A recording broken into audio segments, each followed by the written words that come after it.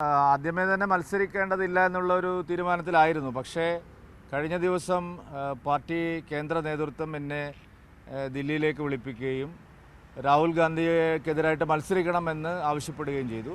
വളരെ ഭാരിച്ചൊരു ഉത്തരവാദിത്തമാണ്. ഞാൻ പൂർണ്ണ സന്തോഷത്തോടു കൂടി ഈ ഉത്തരവാദിത്തം ഏറ്റെടുക്കുകയാണ്. ഇങ്ങനെ ഒരു അവസരം, പ്രത്യേകിച്ചും രാഹുൽ ഗാന്ധിയുടെ മണ്ഡലമായിട്ടുള്ള വയനാട്ടിൽ അദ്ദേഹത്തിൻ്റെ നകാരാത്മകമായ രാഷ്ട്രീയത്തിനെതിരായി, വികസന വിരുദ്ധ രാഷ്ട്രീയത്തിനെതിരായി ഉജ്ജ്വലമായിട്ടുള്ള ഒരു പോരാട്ടം കാഴ്ചവെക്കാൻ അവസരം തന്ന പ്രധാനമന്ത്രി ശ്രീ നരേന്ദ്രമോദിജിയോടും ആഭ്യന്തരമന്ത്രി ശ്രീ അമിത് ഷാജിയോടും പാർട്ടി അധ്യക്ഷൻ ശ്രീ JP നഡ്ഡാജിയോടും സംഘടനാ സെക്രട്ടറി ശ്രീ BL സന്തോഷിയോടുമുള്ള എൻ്റെ നന്ദി ഞാൻ പ്രത്യേകം അറിയിക്കുകയാണ്. ഭാരിച്ചൊരു ഉത്തരവാദിത്തമാണ്. കേരളത്തിൽ വന്ന് മത്സരിക്കുന്ന IND സഖ്യത്തിൻ്റെ നേതാവ് ശ്രീ രാഹുൽ ഗാന്ധിക്കെതിരെ ശക്തമായ ഒരു പോരാട്ടം, ഉജ്ജ്വലമായിട്ടുള്ള ഒരു പോരാട്ടം കാഴ്ചവെക്കുക എന്നുള്ളത്. വയനാട് എനിക്ക് വ്യക്തിപരമായിട്ട് വളരെയധികം ബന്ധമുള്ള ഒരു മണ്ഡലമാണ്. ഞാൻ എൻ്റെ പൊതുജീവിതം ആരംഭിച്ചത് തന്നെ വയനാട്ടിൽ നിന്നാണ്. വയനാട് ജില്ലയിൽ യുവമോർച്ച പ്രസിഡൻ്റായിക്കൊണ്ടാണ് ഞാൻ എൻ്റെ രാഷ്ട്രീയ പ്രവർത്തനം ആരംഭിക്കുന്നത്. തീർച്ചയായിട്ടും ഇതെൻ്റെ മണ്ണാണ്. ബാക്കി 2 സ്ഥാനാർത്ഥികളും അവർ ടൂറിസ്റ്റ് വിസയിൽ വന്നവരാണ്. എനിക്ക് ഇവിടെ പെർമനൻ്റ് വിസയാണ്. ശക്തമായിട്ടുള്ള മത്സരം ഉണ്ടാവും. എൻ്റെ കഴിവിൻ്റെ പരമാവധി പാർട്ടിയുടെ മുഴുവൻ ശക്തിയും ഉപയോഗിച്ച് രാഹുൽ ഗാന്ധിക്കും IND സഖ്യത്തിനുമെതിരായിട്ടുള്ള ശക്തമായിട്ടുള്ള മത്സരം ഞങ്ങൾ കാഴ്ചവെക്കും. മറ്റൊരു പ്രത്യേകത, അവിടെ IND മുന്നണിയിലെ 2 ഘടകകക്ഷികളാണ് പരസ്പരം മത്സരിക്കുന്നത്.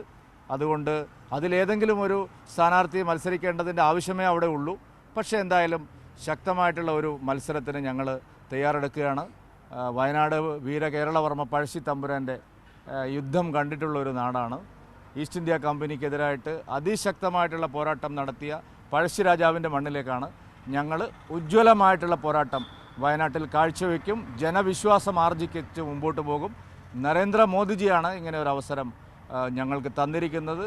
പ്രത്യേകിച്ച് നരേന്ദ്രമോദിജിയുടെ വിശ്വാസ്യത, അദ്ദേഹത്തിൻ്റെ കേരളത്തിൻ്റെ കുറിച്ചുള്ള അദ്ദേഹത്തിൻ്റെ കാഴ്ചപ്പാട്, കേരളത്തിലെ ജനങ്ങൾക്കിടയിൽ അദ്ദേഹത്തിൻ്റെ സ്വീകാര്യത ഏറിക്കൊണ്ടിരിക്കുന്ന ഒരു കാലത്താണ്. തീർച്ചയായിട്ടും മോദിജിയുടെ ഒരു പടയാളി എന്നുള്ള നിലയിൽ തീർച്ചയായിട്ടും എനിക്ക് ജനവിശ്വാസം ആർജിക്കാൻ കഴിയും എന്ന് ഉറപ്പാണ്.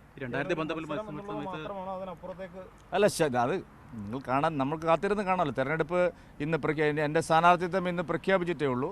ഞാൻ വളരെ വിനയത്തോടെ ജനങ്ങളെ മുമ്പിലേക്ക് പോവുകയാണ്. വയനാട്ടിലെ ജനങ്ങൾക്കിടയിലേക്ക് ഇറങ്ങുകയാണ്. കഴിഞ്ഞ 5 വർഷം രാഹുൽ ഗാന്ധി അവിടെ ഒരു വിസിറ്റിംഗ് MP ആയിട്ടാണ് അവിടെ പ്രവർത്തിച്ചത്. അദ്ദേഹം അവിടുത്തെ ജനങ്ങൾക്ക് വേണ്ടിയിട്ട് ഒന്നും ചെയ്തിട്ടില്ല. ഏറെ വികസന പ്രതിസന്ധിയുള്ള ഒരു മണ്ഡലമാണ്. പ്രത്യേകിച്ച് ജനസംഖ്യയിൽ ഏതാണ്ട് 20% ആളുകൾ ആദിവാസികൾ, വനവാസി വിഭാഗങ്ങളുള്ളവരാണ്. അവരിന്നും ദുരിതത്തിലാണ്. രാഹുൽ ഗാന്ധി അവർക്ക് വേണ്ടി ഒന്നും തന്നെ ചെയ്തിട്ടില്ല. നരേന്ദ്രമോദിജി വയനാട് ജില്ലയെ ആസ്പിറേഷണൽ ജില്ലയാക്കി മാറ്റി.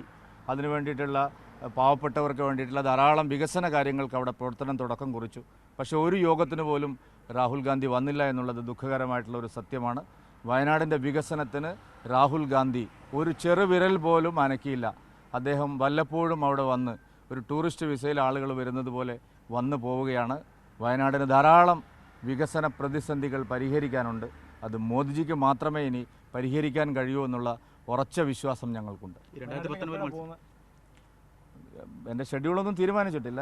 നാളെ എനിക്ക് എറണാകുളത്തും ആലപ്പുഴയിൽ ശ്രീമതി ശോഭ സുരേന്ദ്രൻ്റെ തിരഞ്ഞെടുപ്പ് കൺവെൻഷനുണ്ട്. എന്തായാലും അത് 2 കഴിഞ്ഞതിന് ശേഷമേ പരിപാടി പ്രധാനമായിട്ടും ആലപ്പുഴയിലെ സ്ഥാനാർത്ഥിയുടെ കൺവെൻഷൻ ഉദ്ഘാടനം ചെയ്യാൻ നിശ്ചയിച്ചത് തന്നെയാണ്.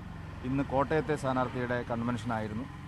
അത് പോവാതിരിക്കാൻ കഴിയില്ല. അതിന് ശേഷമായിരിക്കും ഞാൻ അടുത്ത ദിവസം തന്നെ വയനാട്ടിലേക്ക് പോകുന്നു. സംസ്ഥാന പ്രസിഡന്റ് മത്സരിക്കുന്ന സാഹചര്യത്തിൽ സംഘടനാപരമായിട്ട് പ്രസിഡന്റ് ചുമതല മറ്റാരെങ്കിലും ഏൽപ്പിക്കും, അങ്ങനെ ആലോചനയുണ്ടോ? അല്ല, അങ്ങനെയൊന്നും ഇതുവരെ പറഞ്ഞിട്ടില്ല. കേന്ദ്ര നേതൃത്വം എന്നോട് മത്സരിക്കണമെന്ന് ആവശ്യപ്പെട്ടു. ഞാൻ ആദ്യം മത്സരിക്കുന്നില്ല എന്നുള്ള നിലപാടായിരുന്നു എടുത്തത്. അതുകൊണ്ട് ആദ്യത്തെ തീരുമാനത്തെ അവർ അംഗീകരിച്ചു. പക്ഷേ പിന്നീട് രാഹുൽ ഗാന്ധിക്കെതിരായിട്ട് ശക്തമായിട്ടുള്ള ഒരു പോരാട്ടം തന്നെ വേണം എന്നുള്ളതിൻ്റെ അർത്ഥത്തിൽ മത്സരിക്കാൻ പറഞ്ഞു. ഞാൻ പാർട്ടിയുടെ ഒരു അച്ചടക്കമുള്ള പ്രവർത്തകനാണ്. പാർട്ടി എന്ത് പറഞ്ഞാലും അത് അനുസരിക്കുന്ന ഒരു ശീലം മാത്രമേ ഉള്ളൂ.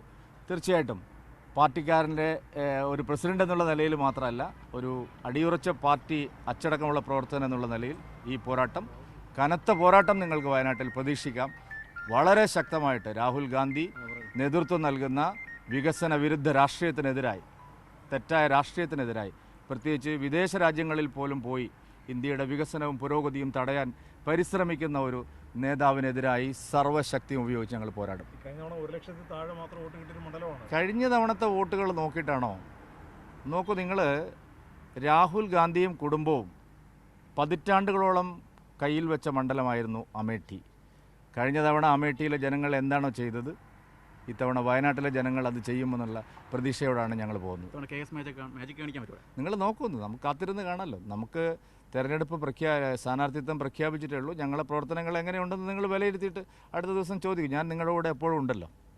പാർട്ടി ഒരു വലിയ ദൗത്യമാണ് എന്തായാലും. തീർച്ചയായിട്ടും ഭാരിച്ച ഉത്തരവാദിത്തമാണ്. എനിക്കതിനെക്കുറിച്ച് പൂർണ്ണമായിട്ടുള്ള ബോധ്യമുണ്ട്. ഞാൻ ആ ബോധ്യം വിനയത്തോടെ ഏറ്റെടുത്തു. ഇനി വിനയാന്വിതനായിട്ട് ജനങ്ങളുടെ ഇടയിലേക്ക് പോകും. ഈ തീരുമാനത്തിൽ സന്തോഷവാനാണ്. തീർച്ചയായിട്ടും പാർട്ടി എന്ത് പറഞ്ഞാലും അതിൽ സന്തോഷമേ ഉള്ളൂ. പാർട്ടി അധ്യക്ഷനാവാൻ പറഞ്ഞു, ഞാൻ അധ്യക്ഷനായി. അതിനു മുമ്പ് ജനറൽ സെക്രട്ടറി ആവാൻ പറഞ്ഞു, ഞാൻ ജനറൽ സെക്രട്ടറിയായി. മത്സരിക്കാൻ പറഞ്ഞു, ഞാൻ മത്സരിച്ചു. കഴിഞ്ഞ തവണ 2 തവണ സ്ഥലത്ത് മത്സരിക്കാൻ പറഞ്ഞു, ഞാൻ മത്സരിച്ചു. എല്ലാം പാർട്ടി പറയുന്നത് അച്ചടക്കത്തോടെ അനുശാസനത്തോടെ അംഗീകരിക്കുക എന്നുള്ളതാണ് ഒരു പാർട്ടി പ്രവർത്തകൻ്റെ ഏറ്റവും പ്രധാനപ്പെട്ട ഗുണം. ആ ഗുണം എല്ലാ BJP പ്രവർത്തകരും അവർ കാണിക്കുന്നതാണ്.